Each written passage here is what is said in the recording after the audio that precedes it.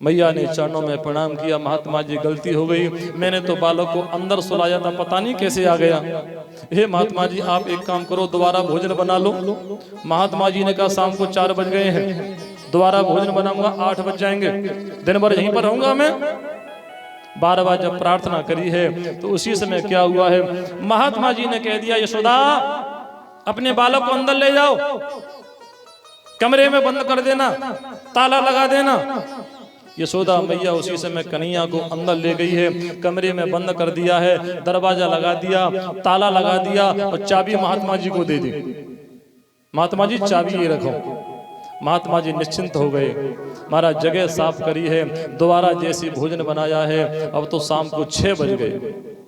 सामने थाली रखी है, महाराज महात्मा जी के नेत्र बंद हैं और महात्मा जी वही मंत्र फिर बोल रहे हैं, वृंदावन के राजा और भूख लगी तो आजा, वृंदावन के राजा और भूख लगी तो आजा। महाराज जैसे जोर जोर से मंत्र बोल रहे हैं, अब तो मंत्र की आवाज पहुंची है कन्हैया के कानों में। कन्हैया ने विचार किया कैसा महात्मा है, मुझे बुलाता है, मैया को श्राप देता है, मुझे बुला ही क्यों रहा है। जब महात्मा जी जोर जोर से मंत्र बोल रहे हैं, कन्हैया से नहीं रहा गया, कन्हैया नीचे उतरे, दरवाजे के पास में पहुंचे, दरवाजा अपने आप खुल गया। क्यों? जब कंस के दरवाजे खुल गए, ये दरवाजा क्या करेगा, हजारों ताले टूट गए, एक ताला क्या करेगा, ताला टूट गया, दरवाजा खुल गया। कन्हैया जैसी पहुंचे महाराज, सामने भोजन की थाली रखी हुई है, एक ग्रास तोड़ा है, जैसी खाने लगे हैं उसी समय खाने की आवाज होने लगी है। महात्मा जी के जैसे नेत्र खुले हैं, क्या देखा, यशोदा का बालक भोजन कर रहा है। महात्मा जी को बहुत क्रोध आया, अरे यशोदा। यशोदा मैया ने विचार किया अब क्या हुआ, तो सबसे पहले गई उस कमरे में जिसमें कन्हैया सुलाया था, देखा दरवाजे खुले पड़े हैं, ताला टूटा पड़ा है, कन्हैया है नहीं। अब तो मैया ने विचार किया महात्मा श्राप दे देगा, अब महात्मा नहीं छोड़ेगा। मैया जैसी आई है, महात्मा जी के चरणों में प्रणाम किया, महाराज जी क्या हुआ, क्या हुआ, तुम्हारे बालक ने मेरा भोजन झूठा कर दिया। महात्मा जी मैंने तो कन्हैया को अंदर सुलाया था, दरवाजे बंद किए थे, ताला लगाया था, चाबी आपके पास में देखो। महात्मा जी ने कहा 2 चाबी होंगी तेरे पास, एक मुझे दे दी, एक अपने पास में रख ली होगी, पीछे से दरवाजा खोल दिया होगा, श्राप दे रहा हूं। महाराज जैसे महात्मा जी ने जल लिया है हाथ में, श्राप देने को जैसे तैयार हुए हैं, आज कन्हैया ने विचार किया सच्चे महात्मा हैं, श्राप दे देंगे, क्या करें, मुझे लीला करनी पड़ेगी। उसी समय छोटे से कन्हैया आगे बढ़े हैं और महात्मा जी जो श्राप देने के लिए हाथ उठाया था, जैसे महात्मा जी का हाथ पकड़ा है कन्हैया ने, महात्मा जी को ऐसा करंट लगा है कि कन्हैया के अंदर विराट रूप का दर्शन हो गया प्रभु का।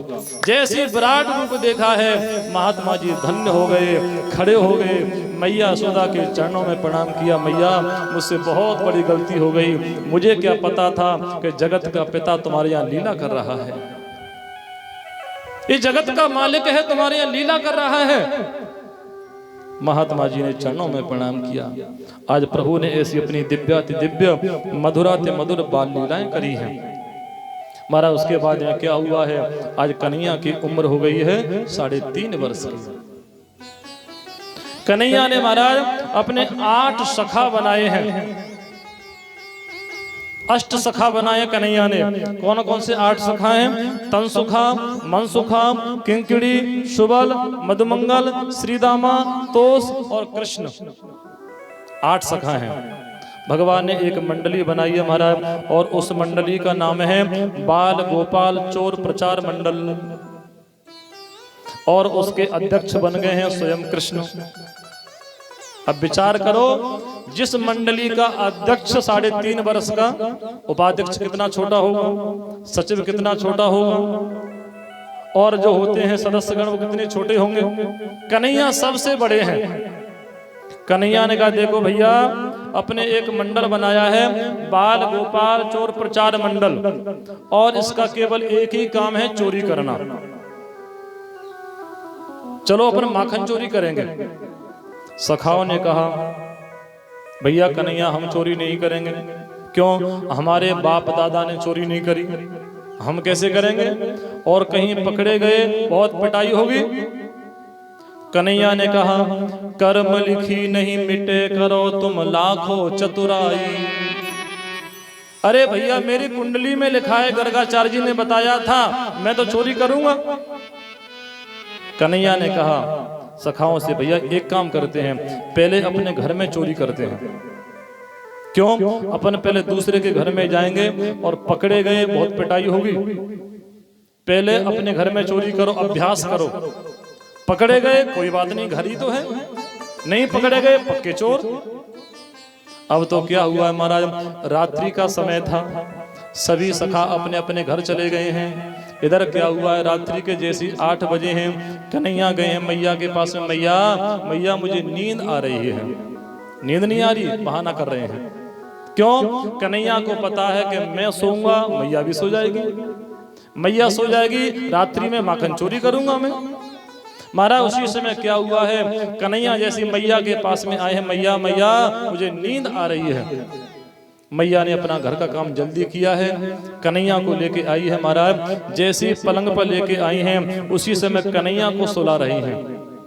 एक पलंग पर कन्हैया सो रहे हैं, मैया यशोदा सो रही है, दूसरे पलंग पर रोहिणी मैया सो रही है और बलराम जी सो रहे हैं।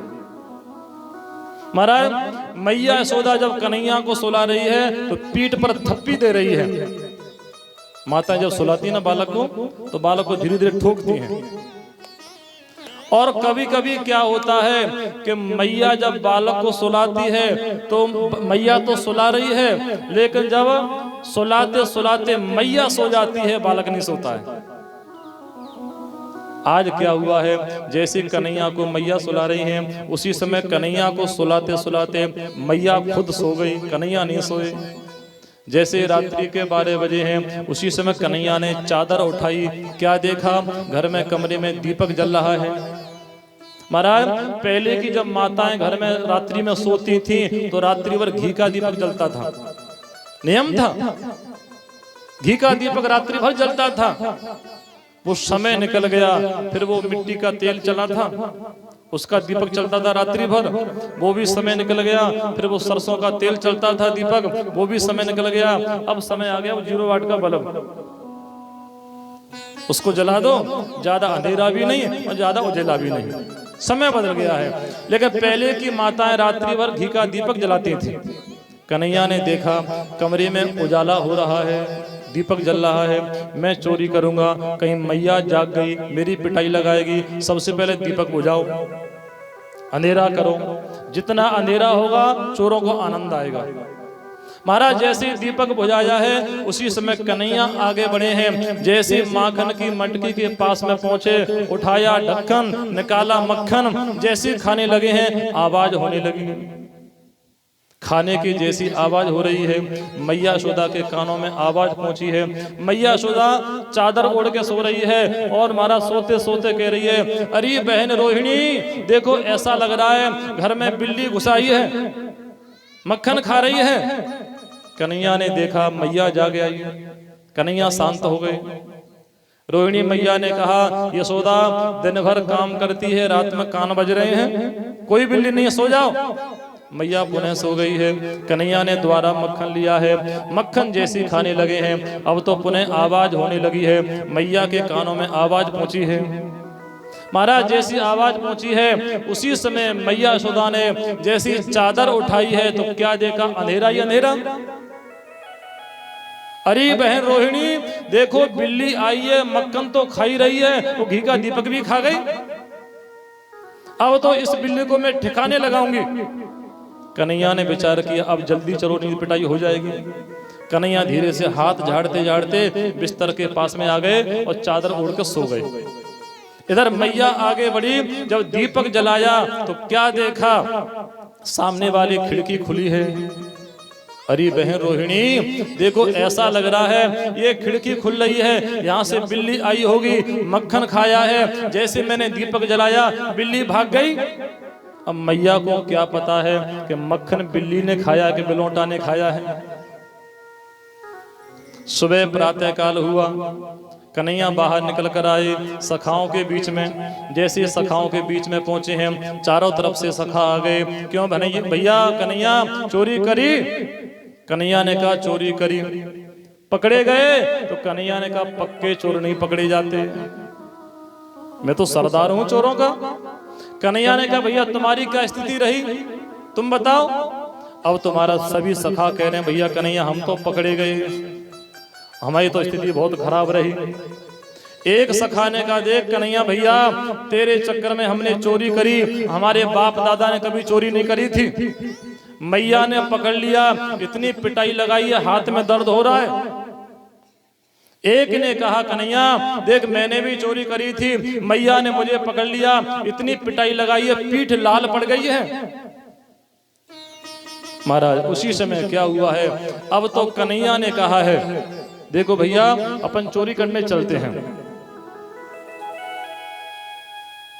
हमारे इटालिया से मोहन भैया पधारे हैं और हमारे पूज्य बाबूजी पधारे हैं सुरेशचंद्र मिश्रा जी।